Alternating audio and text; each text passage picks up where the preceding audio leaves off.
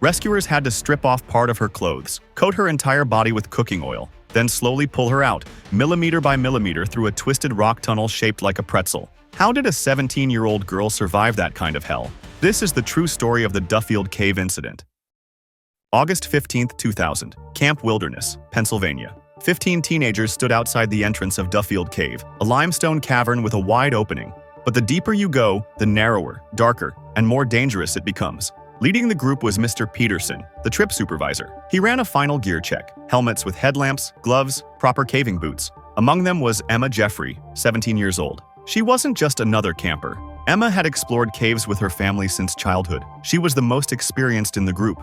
At 9 a.m., they began the descent. The cave entrance was manageable, about 4 feet high, 5 feet wide, big enough to crawl through without much trouble. After 30 minutes, they reached the main chamber, a spacious room, with a ceiling nearly 13 feet high. Stalactites hung like petrified roots from above. This was the turnaround point. But Emma noticed something else. In the far corner, a crack in the wall. It led to something her father once told her about. The pretzel, a legendary squeeze passage, twisting, tight, shaped like its name. Nobody in the group planned to try it.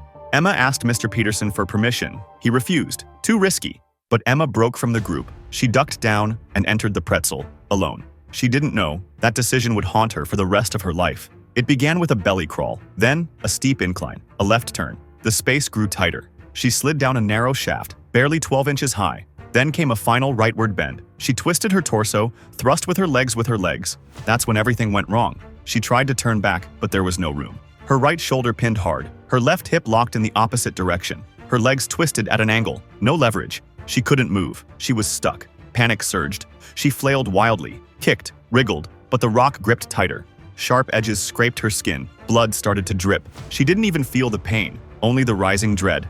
Emma screamed, but the cave swallowed the sound. No one heard. She slowly began to fade from exhaustion. Would anyone realize she was missing, or would she be left behind, alone, trapped in the dark forever? 10:45 a.m., Mr. Peterson called the group to gather. It was time to head back, but one name was missing. Emma wasn't there. His gut twisted. Something was wrong. He crawled into the pretzel. Halfway in, he heard it, a dry, cracked voice echoing from deep inside, a faint cry for help. He followed the sound. Then he saw them, Emma's legs sticking out from a tight gap, still motionless. He tried pulling. Nothing. He pushed. Each shove only wedged her deeper. Out of options, he had one idea. He poured water around her body, hoping it would help her slide free. But limestone absorbs water, and Emma's body began to chill. She started to shiver. The shaking turned into spasms. Her fingers curled tight. Her jaw locked. Her lips turned blue. Peterson panicked. He backed out as fast as he could. He ran outside and called for rescue. 3:00 p.m. Nearly 100 people arrived at the scene. Police, firefighters, technical rescue teams from 3 nearby counties. But as they stepped into the cave, they realized something chilling. No one was prepared for this. They lowered equipment in, sent the smallest firefighters ahead. But the pretzel was too constricted, too twisted, too unpredictable. Ropes were useless, drills couldn't reach. There was no second access point. Nothing worked. Peterson stood outside. He watched as each rescuer came back, shaking their head. He said nothing. Minute by minute, Emma's chances slipped away, and no one knew how many minutes were left.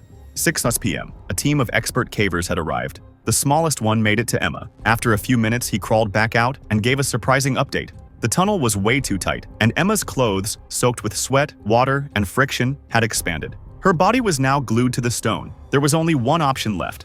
They had to remove most of her clothing, then cover her body in cooking oil to make her slide. Limestone absorbs water, but oil? It doesn't. 7:30 p.m. After nearly an hour of crawling backward through the twisted tunnel, they finally pulled her free from the pretzel. Emma was barely responsive, pale, ice cold, her skin bruised, but she was still alive. She was warmed up, rehydrated, and rushed to the hospital. 2 days in recovery. The doctor said if they had been just 1 hour later, her organs would have started shutting down, and she might not have made it.